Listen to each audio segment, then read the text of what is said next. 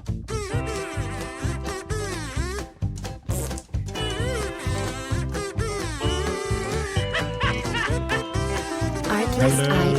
Oh, she always interrupts.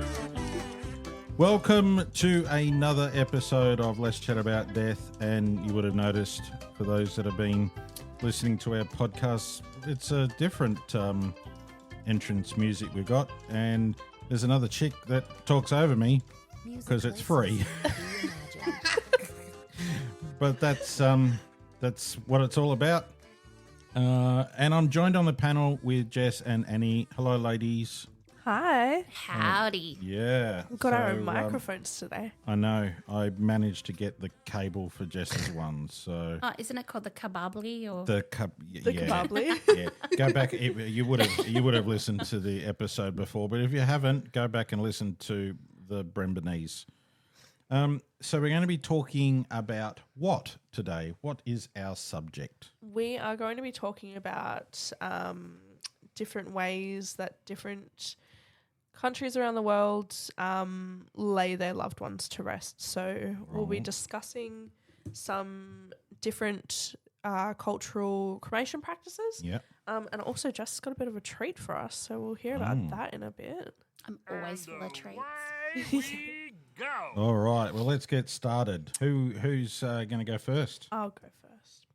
So What actually is the subject matter?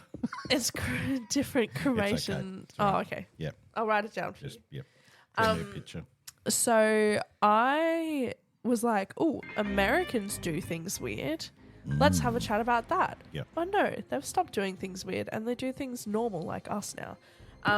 So they've changed a few things about how they do cremations. They now have to use a coffin or a casket. Yeah, because they use that cardboard thing or a like a well, now they have to use stuff like placemat. what we use with our burners. So they have to use that. Yeah.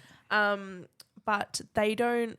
Their cremation is not as, I'm going to say, violent as ours, in the sense that our charge builder goes whoosh, Yeah. and like catapults coffins Yeah. into the furnace. They don't have that. It's like the catapult that they used back in the plague The days, plague. where they would throw it over into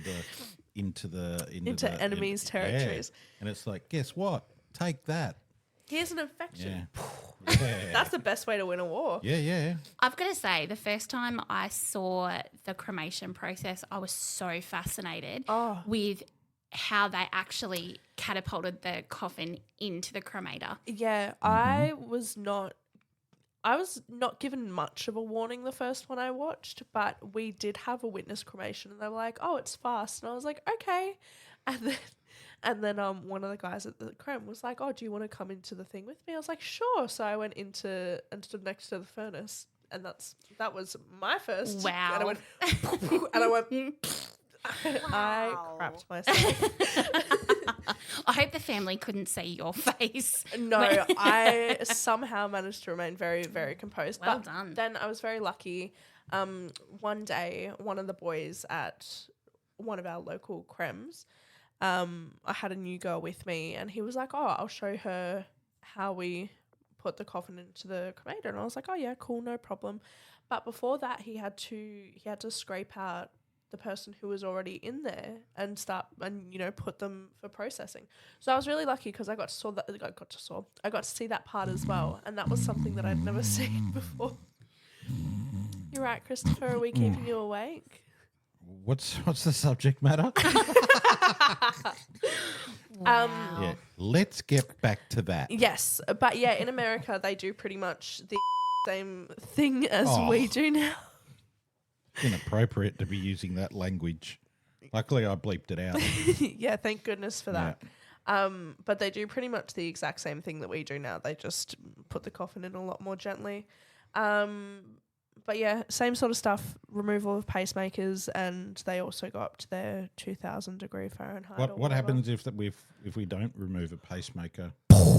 Yeah, I don't even have a sound effect for that. That's all right, we'll I record need to that. get that bomb. Write that down. We Bomb do. sound Bomb. effect. Bombs. Yeah. Oh, also in America, they can't, and I don't know if we can here. I think it's not something that I've ever really asked, but they've got a pretty strict waiting period. They can't cremate anybody until 24 hours after in some states and 72 in others.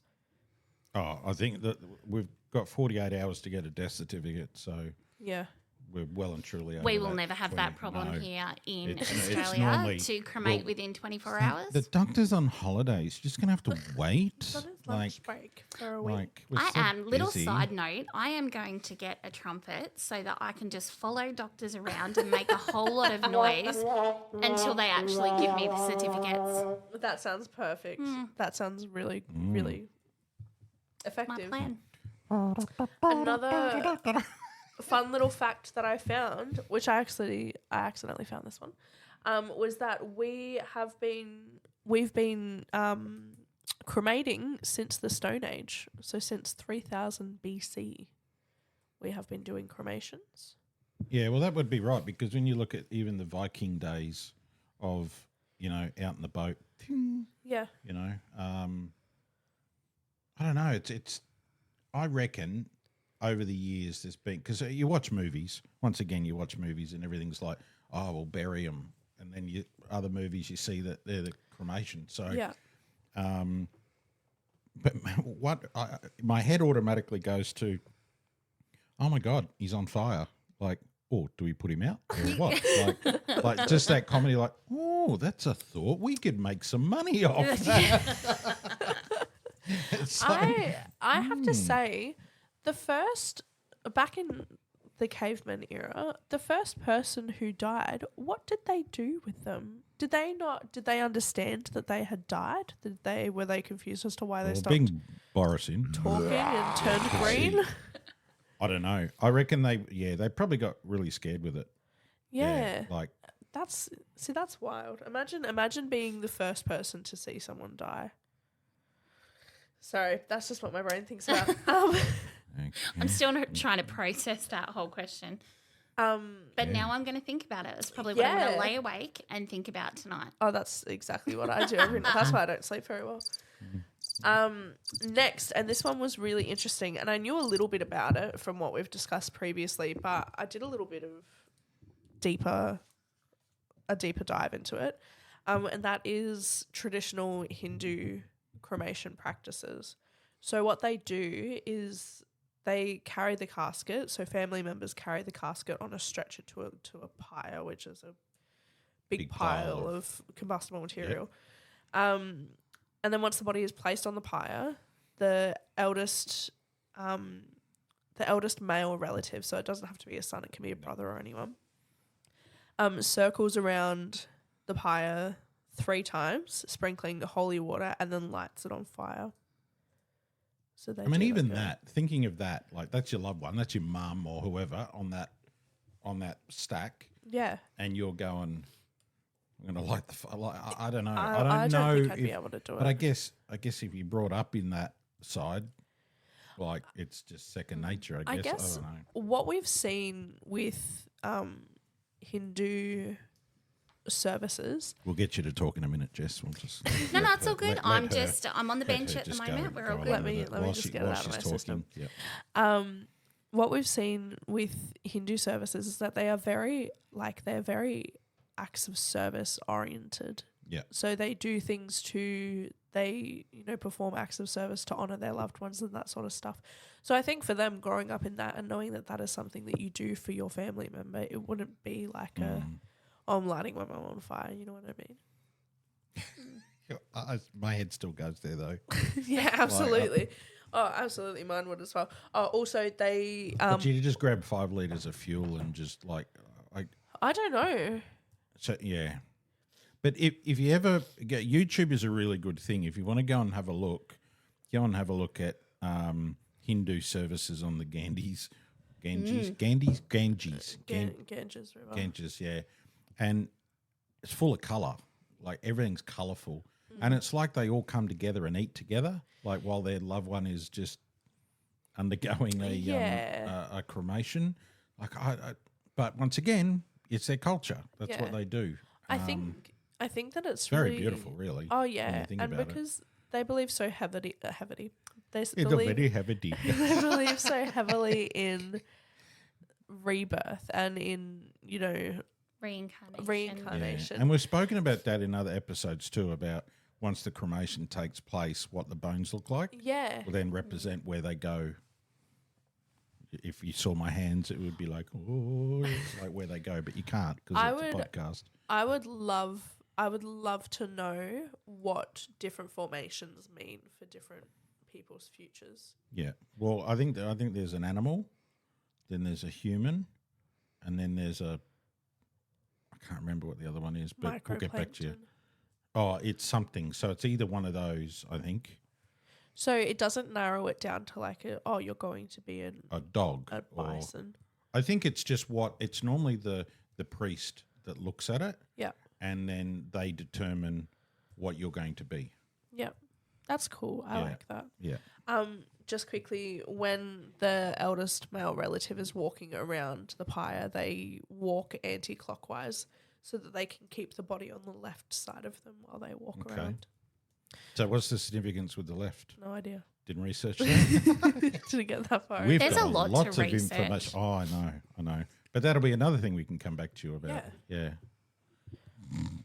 All right, that was all my notes. That was your notes. All right, wrap it up. Yeah, wrap it up. I'm kidding. All right. Yeah, So no we're fun. going straight to the news desk with Jess.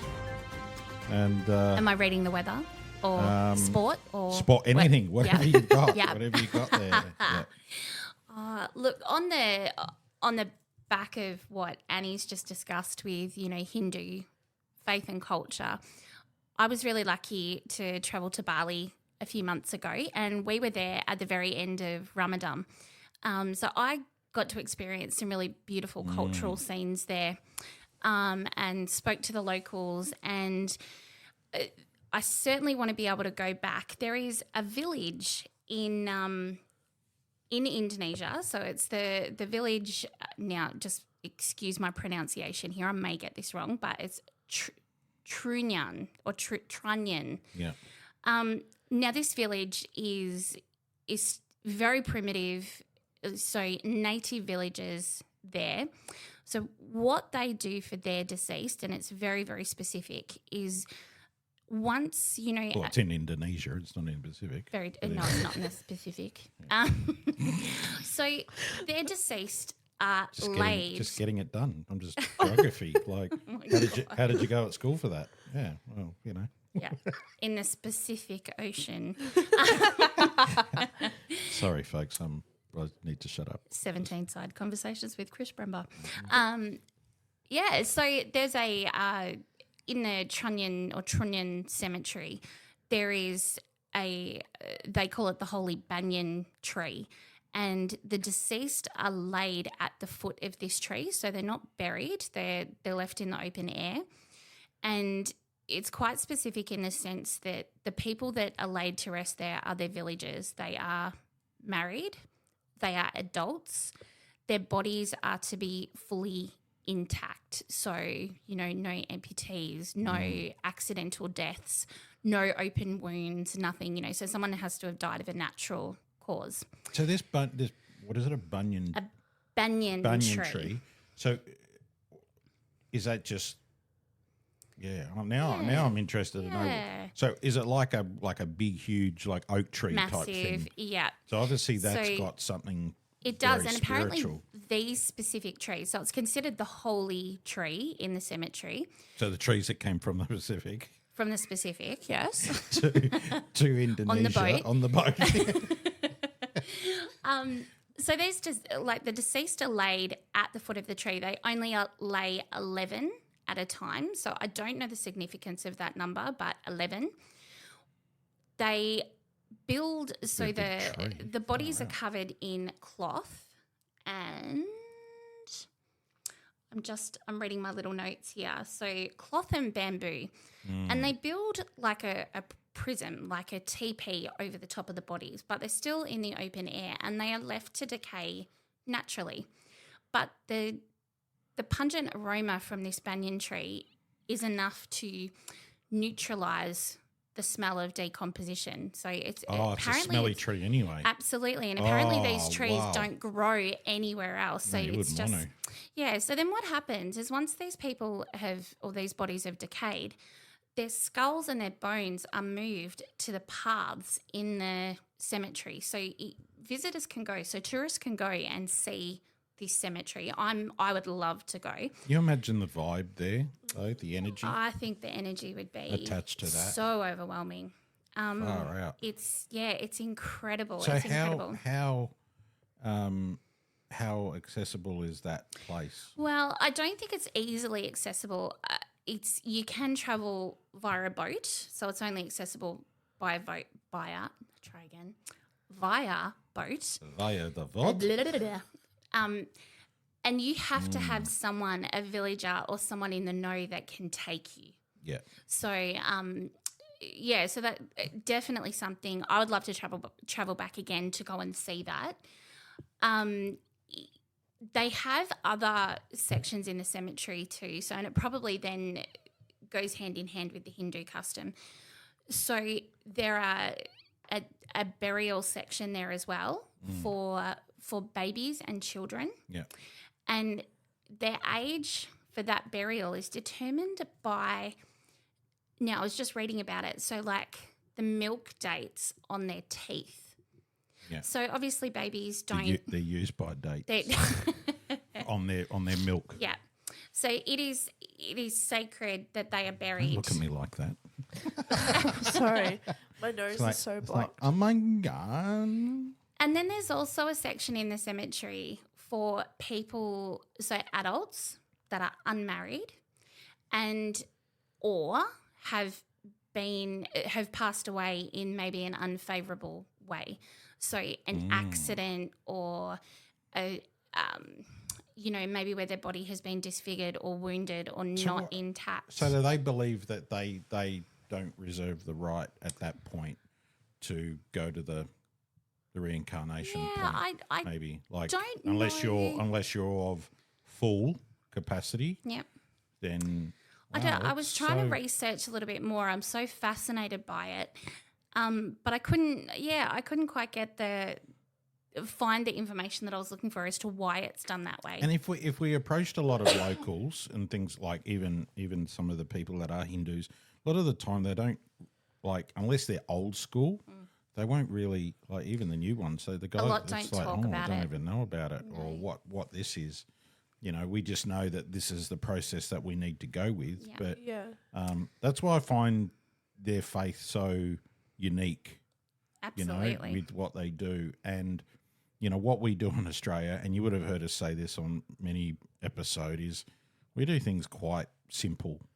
Yep. We're not into all the big fluff and bells and whistles. I don't know whether Australia has a funeral culture for themselves, whereas you kind of talk more about, say, the islanders that have really strong beliefs about, bringing their loved ones home and their rituals, and talking about Hindu faith where, cremation must take place quite quickly. Even Americans do things, big and bold, whereas Australia has quite a simple, like you said, like a simple way about moving forward. Like I don't think we have any of our own customs as such. We tend to adopt a lot of everyone else's. And what do a lot of the Hindus and other cultures, what do they normally do with their ashes? They normally go and spread them, so they can spread them if they're in India in the Ganges River. Yeah. Or around the world there are other approved, like religiously approved rivers that they can go and scatter their ashes on. So typically they'll go and scatter their ashes on a religiously approved river. Yeah, and the river means that their journey keeps going, keeps continuing. I always, and look, we live in Australia, so our life is very different.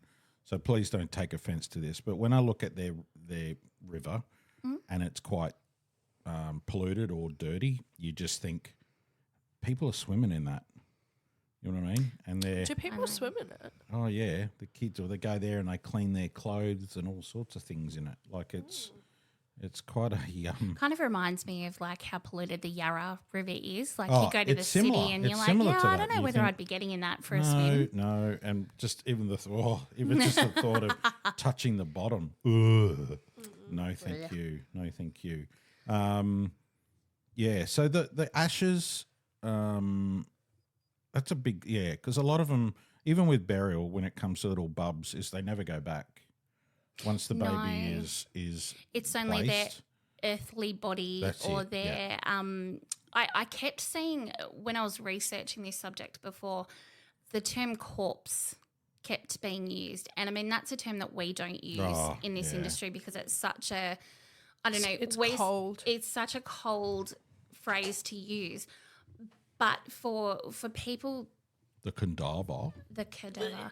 But corpse for someone that is only referring to a bodily vessel is It's like fetus. Yeah. Like I know what is. it It's is, a terrible or word. what is it? The what did they call it? The like when it's beyond anatomical Pathology. Yeah, it's like here you go. Here's your specimen. Yeah. So I think the terminology is quite appropriate because they're not talking about that person's soul or the idea is that they will reach nirvana and then be. Well, speaking, even I think we did a Sikh one not that long ago, and one of the family and Annie, you'll probably, I don't know if you could remember when we were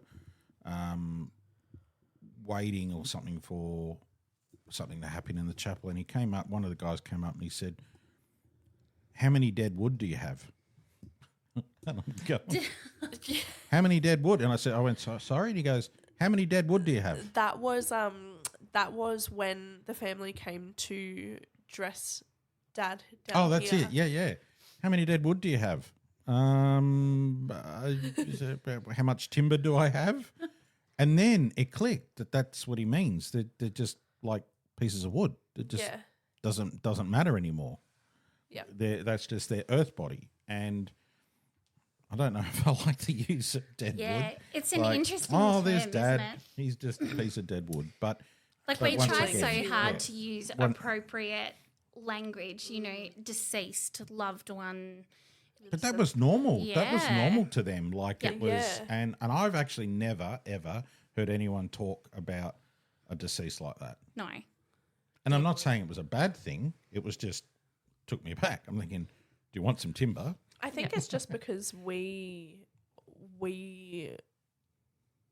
speak about deceased people in a way that is so different to how other people view them.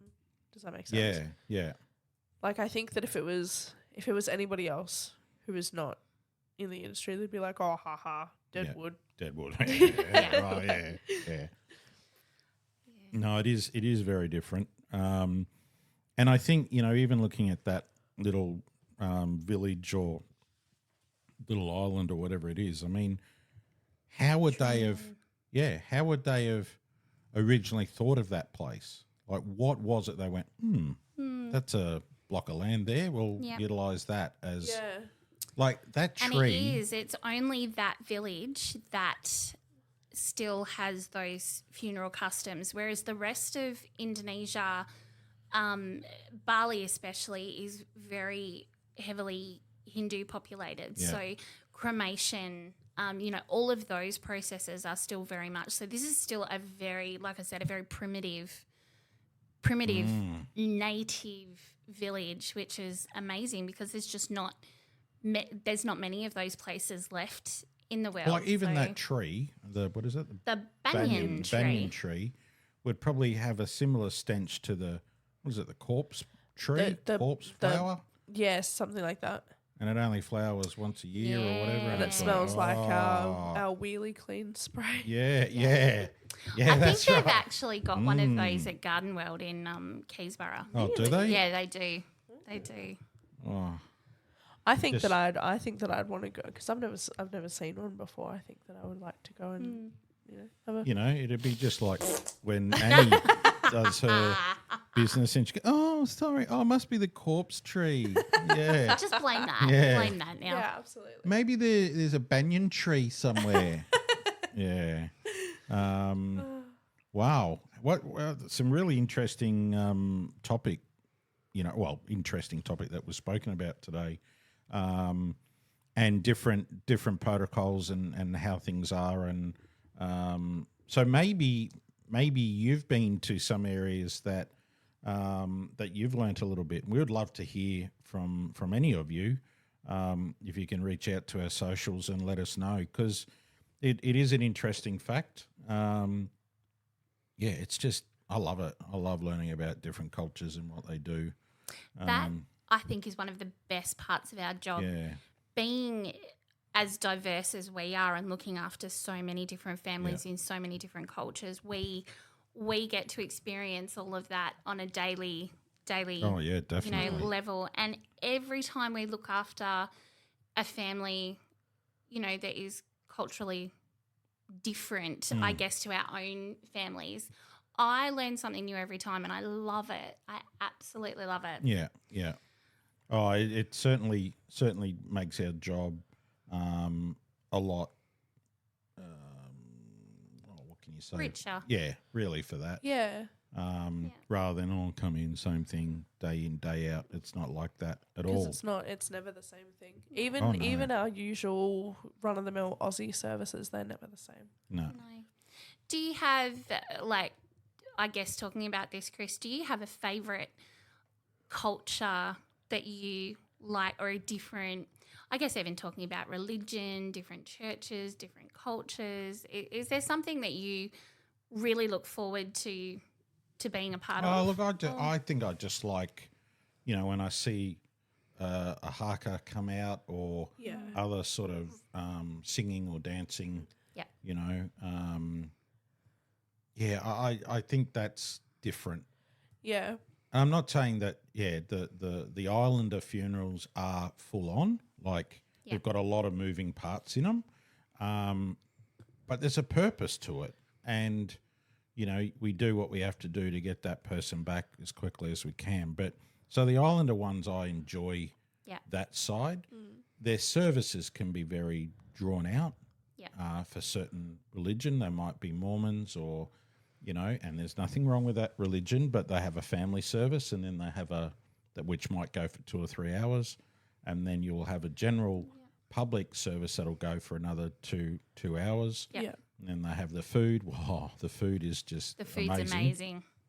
Normally after each of them, and then you got the burial with the wrapping of the coffin in their traditional matting and the lace work, and the love that these people have for their loved ones. So I do like that. Yeah. But I do like I guess they're the Hindus and the Sikhs and things like that, because they're simple yet they're different. Yeah. Yeah. We have had a couple of Sikh ones recently, and I think that they have been, especially that last one, they have been some of my. It's weird to say that you have favourite funerals. You know what I mean? Like, that's like. Well, I mean, we were. I think I was talking to Jess actually when we got back from that, but I remember when I used to arrange a lot of those, that you turn up to their house, and for them to get us to, or even when I do weddings for the Indians or anything else like that, or Sri Lankans, they get you to sit, because you are classed as like an elder. You are respected, and what you do, and that's why a lot of them won't sit down with you, because they feel as though that there's no one else in this room that has the same level as what you do. Yeah, it's like they're all looking at you, and you think, oh my God, what are you looking at? But they had us sit for when we did that transfer. Oh yeah. We sat for probably half an hour before we could go into the room. Yeah. Like, we sat and I just kept asking questions, because we didn't want to look like a shag on a rock. We had to be proactive, and I was really into it, but they're they were looking at us like we were giving them information. Yeah. But even all of those people in the room, like. Oh yeah, there were heaps. I didn't realize how big that room was until we actually got in. But there were like 30 people. It's like, get out! In the room. I'm trying to get to get the stretcher in. But so that was very, very nice to see that too. So the Catholic and Anglicans, they have their purpose, like their rituals, and I like the smoking handbag. I think that's quite quite Yeah. a good thing, long as you don't burn the carpet or burn the Or set the church church down. on fire. I think last time, I'm trying to think which church it was that we were at last. My goodness, I'm surprised I remember didn't set off the The smoke smoking alarms. handbag, I remember we did. For those listening at home, Is the thurible. Thurible. Yeah, which Yeah. is the holy smoke and was the, it the incest? incense, not cest. There's a funny story. So, Yeah, go on. I don't know if I've heard this one before. well, we're going to now tell everyone. So we were at our local church here in Narre Warren, and the priest that we had, he was absolutely gorgeous, young priest, really friendly.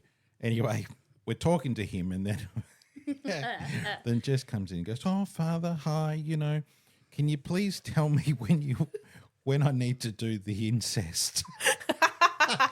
And you know what? The minute those words came out of my mouth, It's like, oh, no. I knew I stuffed up, and I just couldn't. I couldn't recover. And he goes, "Well, the incense you can do here. I don't know about the incest. That's like, You can't recover from that. No, you can't. That's- I just once it's didn't. done, and I don't think he ever noticed, but when we were at the church in Cranbourne, and he said, and then Jesus came for a second time.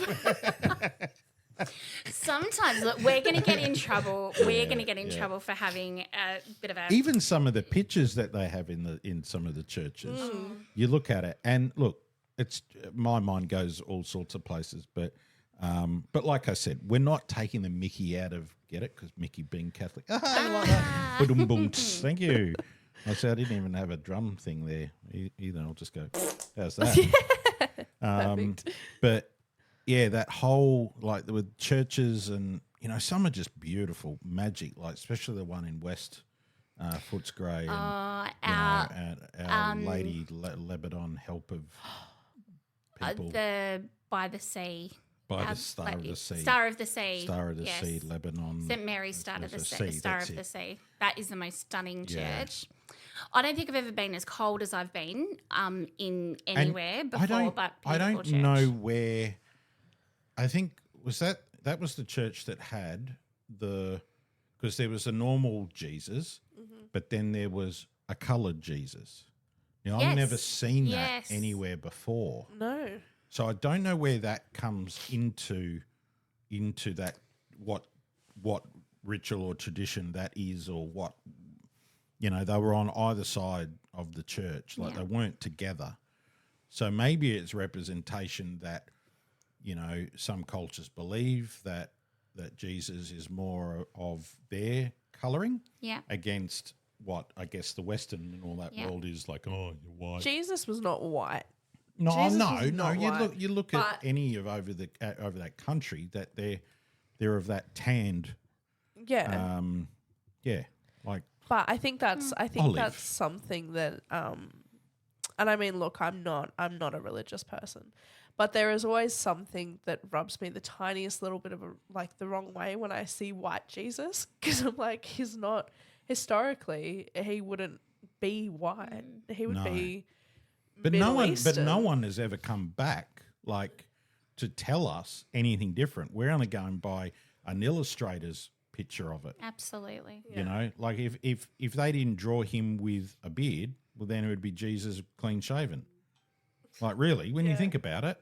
Yeah. And he had these beautiful sandals, like jandals on. He They had were his good Crocs He jandals. on. had some really beautiful ones. And he's what? He had his Crocs on. He had his Crocs. But yeah, I think. But to go back on the other traditions, look, we've done Greek, we've done Macedonian, we've done Jew, not the Orthodox Jew because they tend to go to their own. Yeah. But what I class as standard Jews. Done a couple of the Muslim side, but once again, they tend to go to their own. Yeah. Russian, all the Russian Orthodox. That you get a bottle of Vodka. vodka at the Yeah. end. But that's some of their religions, because you stand around there. There's no seats. No. But then they put candles into the holes of where the thumb screws go, and all the wax and all that drips down onto the drapery, and it scares me because I just think if that candle comes Well, down. that's going to be a cremation It'll- really quickly. and they nope, are not a burial this time. We're opting for totally cremation. against.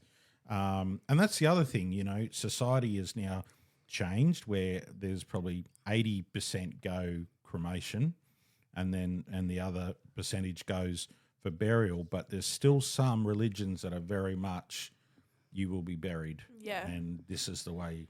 And you do that. they're always the Orthodox or the European.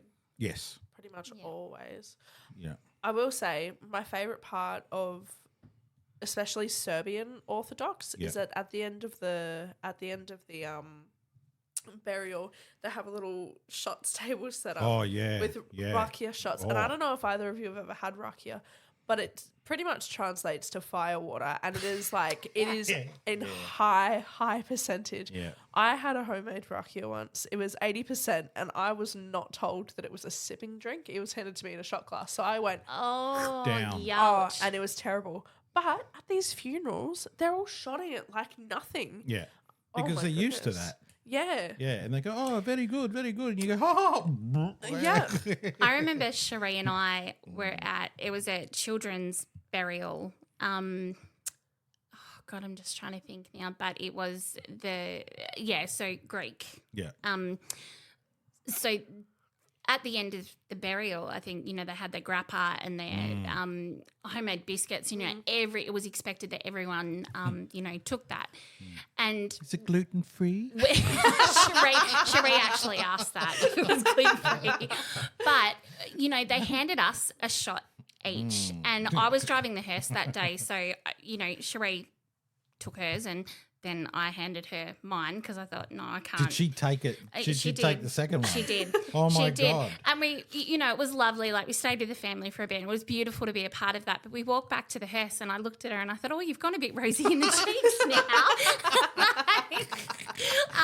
And it's that fine line between making sure that we are professional always. Yeah. But you not don't to want offend but you either. don't want to.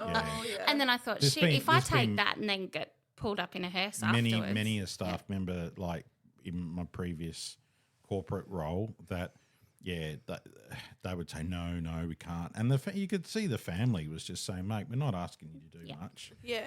There is just food. take a shot. There is food here too. So you're going to have that. You're not going to be drinking anything else. Yeah. There's water there. There's bottles of water. Have something to eat. Have a little You're, sip. you're done. But I'm surprised she took two. No, she did. Yeah. She Down the took hatch. 2 for the team. Oh, yeah, down the hatch. When I Wow. went to drop those ashes off for that Sikh family, I really thought that I had offended them by turning down their toasted sandwich. So when they were like, here, have some cake, I was like, all right, I'll have cake. Yeah, I'll have a toasted cake. sandwich's worth of cake. And it's been a little bit of an ongoing, chat around the office. We've totally gotten away from, cremation customs to food. It always But that's okay. always That's all comes right. back to We're it. still talking about Yeah, but religious snacks. customs. Go on. Looked after Religious a snacks? beautiful, beautiful family. And I feel like I've, I guess adopted myself a little grandma. No, you have about 50. Oh, I do. I just love our She goes, families. oh, I've just been adopted. These. It's like, yeah, well, have. how many is Oh, that what's now? that by the fire? That Put has my been feet my up on the best. ottoman, So I went to do an arrangement for this patted the cat. lovely lady's brother. So elderly brother. Anyway, she's welcomed me into her house. She's got 2 beautiful seats sitting by the open fire, and she's put on this magnificent afternoon tea. She was feeding me flat out. Like, I did not need to go home and have dinner. But I was so well looked after. And the same thing happened when I went to drop his ashes off. back. She had food waiting It's for like, me. no, we'll send someone else. And Yeah, absolutely not. she's no one already else. done that. No, It's like, but I need to go.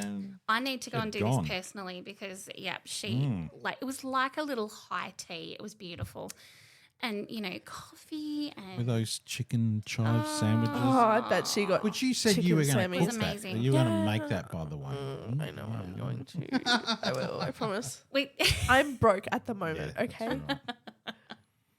but yeah, probably the best part of let's face it, the best part of funerals is the food. Yeah. Food. That's if Yeah. you can get in there to get it. And I think some of the we best... normally don't. Normally on that side, it's like I find after a funeral, as long as you go over, you show them where everything is, then it's time to go. It's not our place. We're our not place in the funeral industry for the free food. Yeah. But if they do say, you know, we'd really love you to join us. If we've you know, got time and we there's, can't offend. you know, we don't want to then affect another family if we're running late or if because we time everything out. So if there's an accident on the way home, back to the office or something like that, you know, and timing. Yeah, usually after we've done a couple circles to see if they've got any cheeky sandwiches. If not, then we turn down on fresh Then we foods. go, nah. No, you know what? We'll pass. Not into the ham, cheese and tomato today. I think one of the best wakes I've ever seen, and the beautiful ladies at the Baptist church, they do the most incredible spread. But and Annie, I think this is before you started with us, but we did a Saturday Cambodian funeral at the Baptist church, and they were adamant that we all needed to go in and eat that. And they said, you know, our mum who passed away, she used to love feeding everyone, so you have to come in. And I'm like, oh, look, well, we can't offend, so let's go. And I could smell like the whole time. And they normally get you a plate and they fill it up and it's like, My goodness, the food was amazing. And I had to laugh because our Don't worry about mum in the back of the hearse. She'll be all right.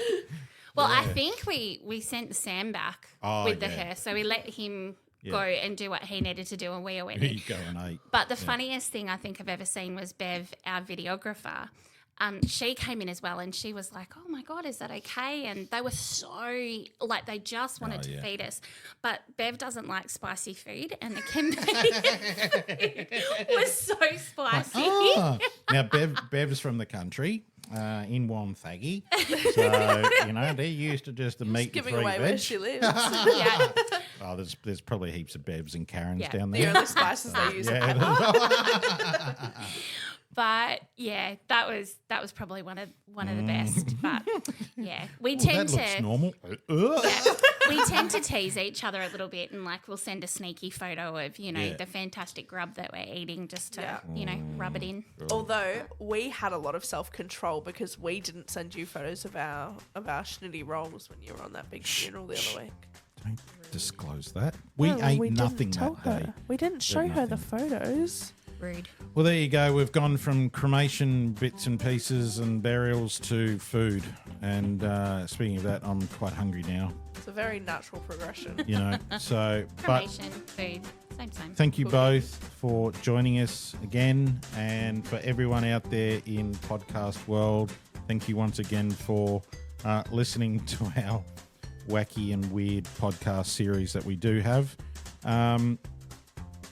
Couple of things. If you haven't been on our TikTok, it's Bremba Family Funerals. Go and hook yourself up to that. Have a look at the videos. Also, our social media. And we now do have Let's Chat About Death merchandise. If you jump onto Spotify, that will be for the Spotify for the podcast. Shopify, look up Let's Chat About Death podcast. Or it's on our TikTok bios. But go and have a look. There's some really good designs there. And thank you again. Very comfy jumpers. They are. I like them. Super warm. Very good. Oh, yeah. Okay. All right. We're going now. Bye-bye now. Bye. Bye. Have a good day. No, you hang up first. No, you hang up. first. No, you go.